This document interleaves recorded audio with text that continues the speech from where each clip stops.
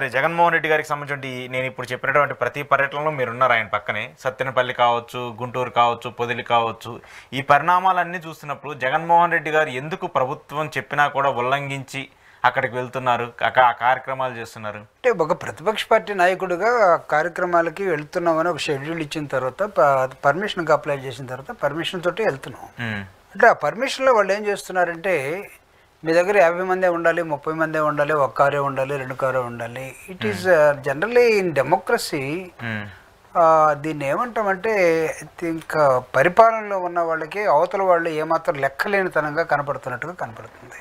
Okay, which is undemocratic, very undemocratic. Jaganmohan Reddy గారు ఏ రోజు కూడా తన పరిధి దాటలేదు. ప్రజలు వాళ్ళ బాధల్ని ప్రభుత్వానికి చెప్పుకునే అవకాశం లేనప్పుడు ఎవరి దగ్గరికి వెళ్తారంటే అపోజిషన్ దగ్గరికి వెళ్తారు. అపోజిషన్లో ఎవరున్నా సరే